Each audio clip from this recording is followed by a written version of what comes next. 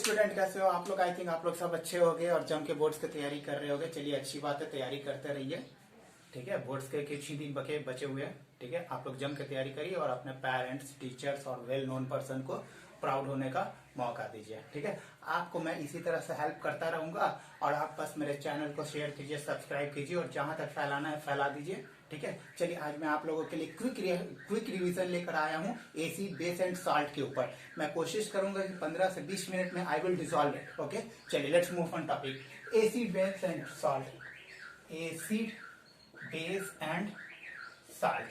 ठीक है, देखिए एसिड, बेस एंड साल्ट हैं क्या, यानी कि मैं आपको डेफिनेशन सिर्फ बताता हूं आपको। ठीक है, acid are those substances when we dissolve into the water it is completely dissociate into the hydrogen ion. ठीक है, यानी कि डिसोसिएटेड इनटू हाइड्रोजन आयन, पहला कंडीशन। ठीक है, ये पहला कंडीशन होता है। उसके बाद इसमें क्या होता है, बेस, यानी कि डिसोसिएटेड इनटू हाइड्रोक्सिल आयन, है ना। ये एसिड के होते हैं, ये एसिड है। ठीक है, और ये आपका बेस है ना ये। और इसमें थर्ड कंडीशन क्या, एसिड प्लस बेस जब रिएक्ट करेंगे तो मिलेंगे क्या, साल्ट, है ना। ये तीन कंडीशन है जिसमें कि एसिड, बेस और साल्ट का फॉर्मेशन होता है। अब इनमें हम लोग पढ़ेंगे, थोड़ा सा डिटेल्स थोड़ा पढ़ लेते हैं। ठीक है, ताकि मैं आपको 15 से 20 मिनट में इनको डिसॉल्व कर दूं। ठीक है, ओके, चलिए देखिए ये हो गए। अब पहले इनका थोड़ा सा फिजिकल प्रॉपर्टी, यानी कि ये हो गए। देखो फिजिकल प्रॉपर्टी होते हैं क्या, जैसे हम लोग बचपन में पढ़ चुके हैं कि एसिड है क्या। ठीक है, तो acid are those substances which have sour in test.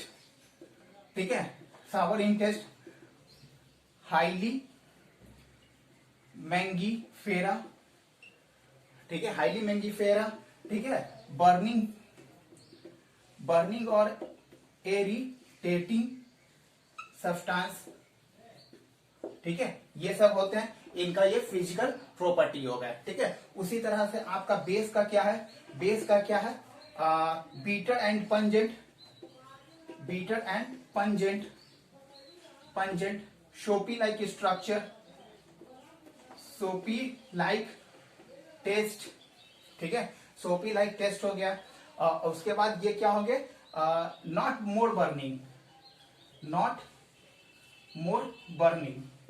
But convert the chemicals we used। ठीक है, ये इनका बेसिक स्ट्रक्चर है, ये फिजिकल स्ट्रक्चर है। ठीक है, ओके, क्लियर। अब इनके हम लोग चलते हैं क्या, केमिकल स्ट्रक्चर्स के बारे में थोड़ा सा देख लेते हैं। बहुत शॉर्ट में मैं चल रहा हूं ताकि आप लोगों को कुछ फायदा हो जाए। ठीक है, तो केमिकल स्ट्रक्चर। ठीक है, तो मैंने बताया था क्या कि when acid are dissolved into water it's always give hydrogen ion. ठीक है, ये हाइड्रोजन आयन देते हैं, है ना। और इसके ऊपर बहुत सारे होते हैं हाइड्रोजन आयन। जैसे आपको मैं एग्जांपल देता हूं, जैसे HCl। ठीक है, HCl को अगर हम लोग H2O में डिसॉल्व कर दिए ना तो ये क्या बनाएंगे, ठीक है, ये आज बना देगा हाइड्रो ऑक्साइड। ठीक है, हाइड्रो ऑक्साइड यानी कि HCl, यानी कि HCl2 प्लस OH देंगे। ठीक है, ये सॉरी, ये देखिए यहाँ पर HCl है ना, इसके साथ हम क्या किए, यहाँ पर आपको वाटर में डिसॉल्व कर दिए। ठीक है, यानी कि H2O में, है ना। तो यहाँ पर क्या हो जाएंगे, hydrogen gas plus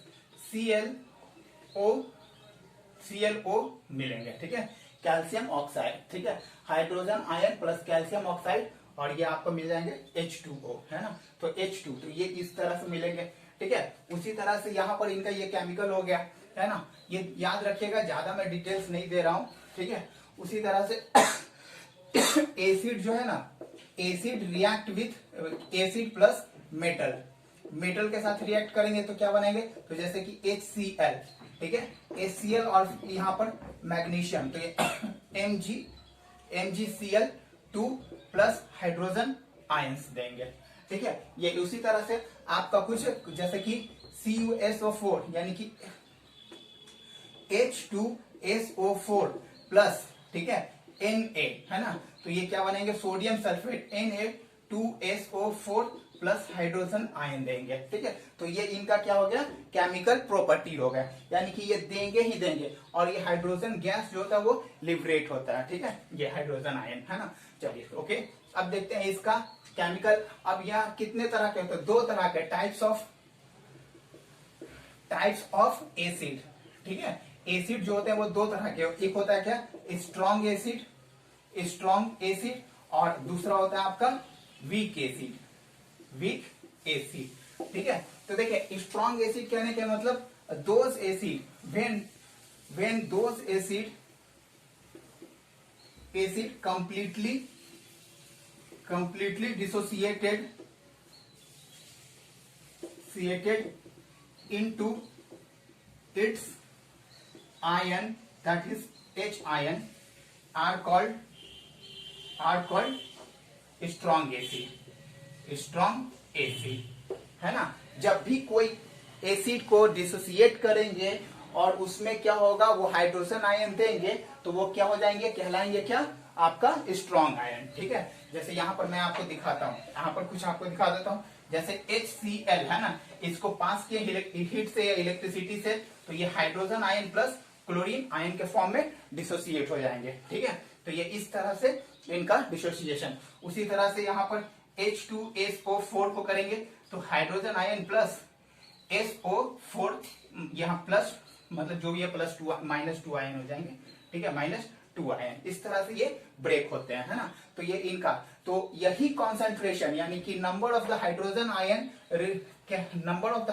ion represent the type of the strong और वीक, ठीक है। तो यहां लिख दीजिएगा, number of hydrogen ion representation of strongness of acid, ठीक है, यही डिसाइड करते हैं कि यहाँ। तो इससे पहले मैं आपको एक चीज और बता देता हूं, और एक होता है जैसे स्ट्रॉन्ग, यानी कि जितने भी, यानी कि all the metallic acid are strong acid, ठीक है। जितने भी मेटालिक एसिड है ना, जैसे क्या हो गया, ये H2SO4, ठीक है, ये हो गया मेटालिक एसिड, इसको मेटालिक एसिड ना करके मिनरल एसिड कह दीजिए, ठीक है, MINERALS, मिनरल एसिड, ठीक है। जैसे HCl, ठीक है, NHO3, ठीक है, इस तरह से आपका बनता जाएगा, ठीक है। यहाँ पर ये आर्टिफिशियल भी हो सकते हैं और नेचुरल भी हो सकते हैं, ठीक है। उसी तरह से यहाँ पर हाइड्रोजन अमाइन, अब यहाँ पर क्या होंगे, यहाँ पर वीक एसिड, ठीक है, वीक एसिड, यानी कि those acid do not completely dissociated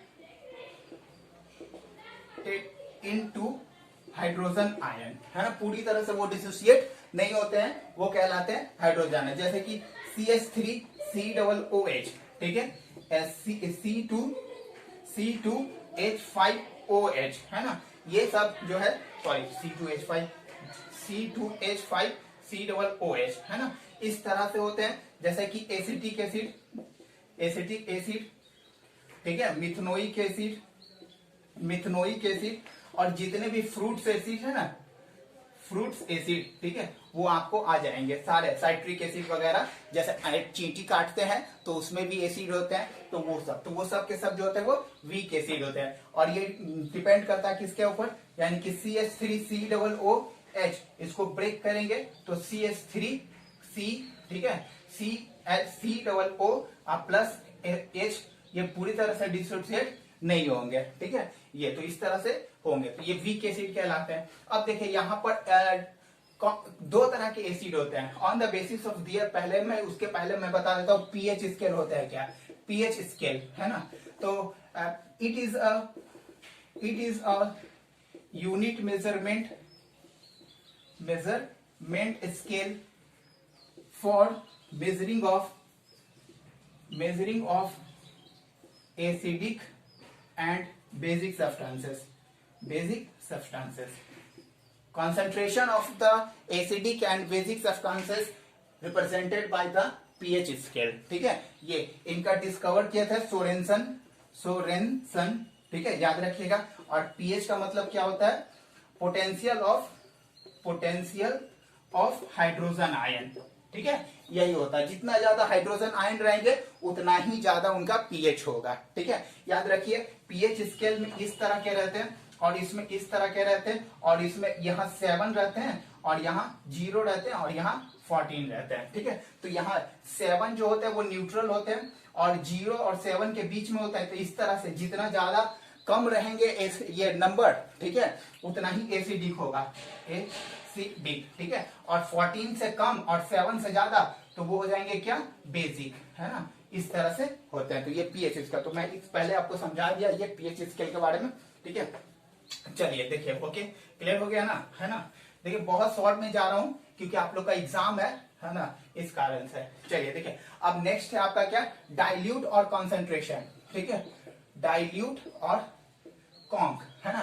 देखिए डाइल्यूट और कॉन्क कहने का मतलब क्या है कि एसिड जो होता है वो वाटर के कॉन्सेंट्रेशन में, यानी कि amount of the solvent is how much in water, है ना। यानी कि सॉल्वेंट का अमाउंट कितना है वाटर में। अगर मतलब अमाउंट ऑफ द सॉल्यूट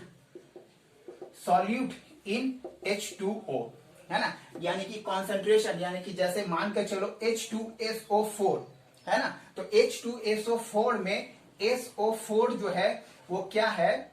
ठीक है, वाटर के साथ रिएक्शन करेंगे ना। ठीक है, तो बनाएंगे क्या? H2SO4। तो इसमें ये वाला यानी कि इनका एसिड बना। ठीक है, तो इसमें इनका अमाउंट कितना है, यानी कि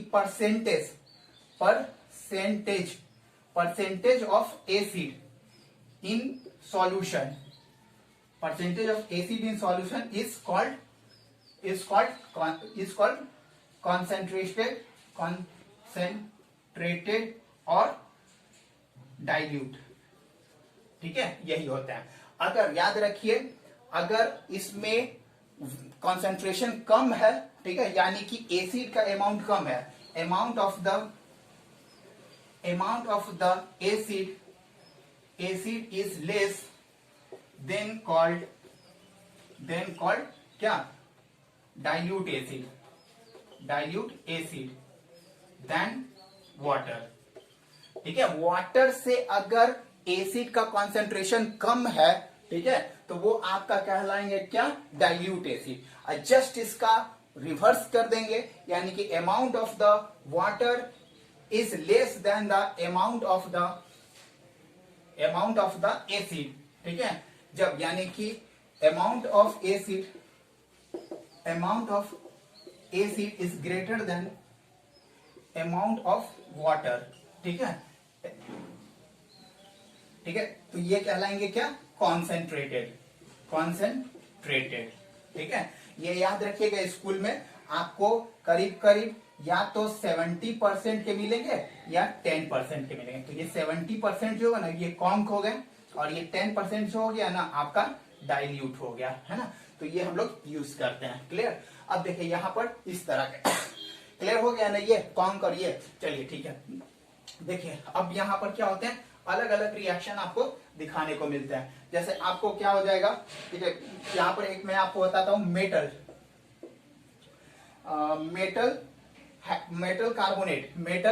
कार्बोनेट। जब मेटल कार्बोनेट जो है वो एसिड के साथ रिएक्शन करता है तो क्या बनाता है? तो याद रखिएगा, साल्ट बनाएगा, प्लस CO2 बनाएगा और प्लस H2O बनाएगा। ये याद रखिएगा। तो मेटल कार्बोनेट जैसे कि CaCO3 प्लस H2SO4, तो ये बनाएगा क्या? ये कैल्शियम सल्फेट, यानी कि CaSO4 प्लस H2O और प्लस CO2। ठीक है, तो ये आपका क्या कहला गया? साल्ट कहला गया। ठीक है, यहाँ पर तो मैं बता रहा हूं अभी, ये बस एसिड जो है वो रिएक्ट कर रहा। उसी तरह से हाइड्रोकार्बोनेट के साथ, यहाँ कार्बोनेट के साथ क्या हो जाएंगे? हाइड्रोकार्बोनेट। तो यही देंगे। ठीक है, ये मैं बताना भूल गया था, इसीलिए वो प्रॉपर्टी में याद आ गया तो बता दिया हूं। ठीक है, चलिए अब देखते हैं यहाँ पर बेस। तो बेस का तो मैं फिजिकल प्रॉपर्टी आपको बता ही दिया हूं कि it is bitter in bitter in taste, soapy in nature, soapy in nature, ठीक है, ये सोपी इन नेचर होते हैं। उसके बाद सोपी इन नेचर होते हैं, completely dissolve in water, may or may not be, completely dissolve in water, may or may not B, may or may not B, ठीक है। ये अब देखो यहां पर ये हो गया, तो ये इनका हुआ। अब इनका थोड़ा सा ये फिजिकल हो गया, अब इनका केमिकल देख लेते हैं, ठीक है। ये केमिकल प्रॉपर्टी है ना। तो देखिए जैसे कि Na सोडियम है, अगर इसको हम लोग H2O के साथ रिएक्शन कराएंगे तो NaOH बनेंगे, ठीक है। ये तो ये आपका क्या कहलाए, ये बेस कहलाए, ठीक है। यानी कि जब भी आप किसी भी मेटल को, यहां देख लो, ठीक है, मेटल को रिएक्शन कराने किसके साथ, वाटर के साथ, तो हमेशा क्या हो जाएगा, बेस का फॉर्मेशन होगा, ठीक है। ये बेस बनाएंगे और यहां पर हाइड्रोक्साइड है ना।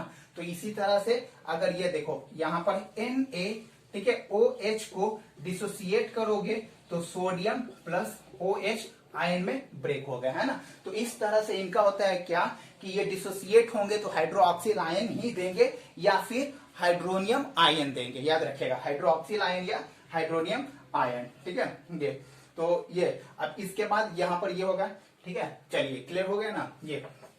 तो इसी तरह से ये हो गया। अब इसमें भी दो तरह के होते हैं, एक होता है आपका क्या, स्ट्रॉन्ग बेस और दूसरा वीक बेस, ठीक है। ये दो तरह के होते हैं, स्ट्रॉन्ग गैस होते हैं और वीक गैस, ठीक है। तो जैसे कि यहां पर मैं बता रहा हूं NaOH है ना, ये क्या है आपका स्ट्रॉन्ग गैस है, ठीक है। MgOH का होल ट्वाइस, ये भी स्ट्रॉन्ग है, ठीक है। और उसके बाद मान के चलो CaOH का होल ट्वाइस, ये भी स्ट्रॉन्ग है, ठीक है। जबकि बहुत सारे ऐसे हैं जो कि मतलब बहुत वीक है, ठीक है। तो ये तो चलो ठीक है, यहां पर क्लियर हो गया ना, स्ट्रॉन्ग और वीक है ना। इसी तरह से डाइल्यूट और कॉन्क है ना। तो डाइल्यूट और कॉन्क यानी कि concentration of base is must be greater or less called concentrated और dilute, ठीक है। ये जैसे अगर कंसंट्रेशन करते हैं बेस का, अगर वो ग्रेटर हो या लेस देन हो किससे, H2O से, ठीक है, सॉल्वेंट से, जो भी H2O नहीं, H2O इज यूनिवर्सल सॉल्वेंट, ठीक है। तो अगर ये सॉल्वेंट से ज्यादा हो या कम हो तो इसी के ऊपर हम लोग डिसाइड करते हैं कि कौन कॉन्क है और कौन ये डाइल्यूट है, ठीक है। तो जैसे देखो यहां पर NaOH है ना, तो इसको ब्रेक कर रहे हैं है ना।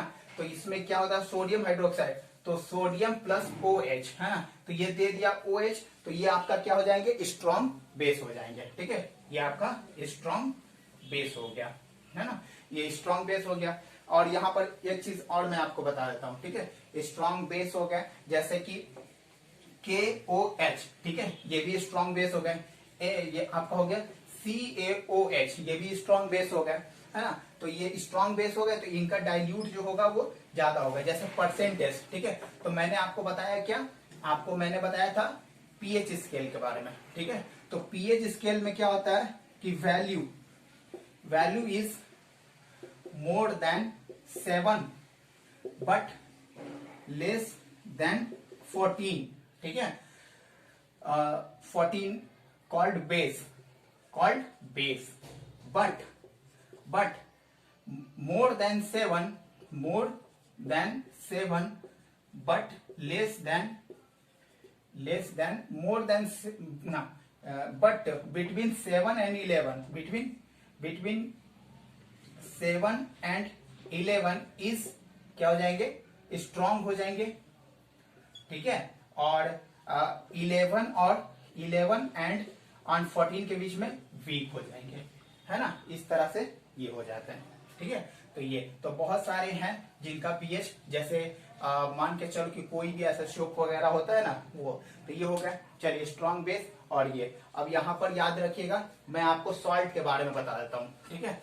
सॉल्ट क्या होता है, यानी कि एसिड जब बेस के साथ रिएक्शन करता है तो साल्ट का फॉर्मेशन होता है, ठीक है। एसिड जब बेस के साथ रिएक्शन करता है ना तो साल्ट का फॉर्मेशन होता है। तो कोई भी एसिड जैसे कि HCl प्लस बेस क्या NaOH है ना, तो ये क्या बनाएगा, sodium chloride NaCl plus H2O है ना, तो ये आपका क्या हो गया, ये आपका साल्ट होगा, है ना। जैसे कि CuSO4 प्लस H2O है ना, तो यहाँ पर क्या हो जाएंगे, यहाँ पर ये सॉरी H2O नहीं CuSO4, ये आपका हो गया क्या Cu,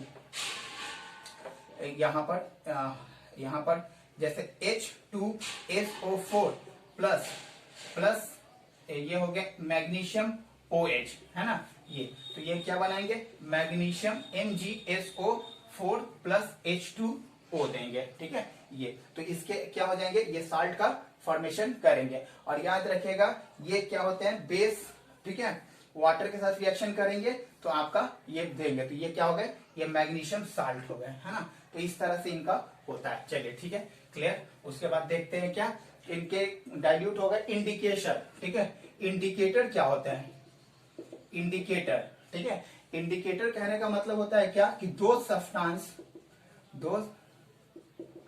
substances which are indicate the substances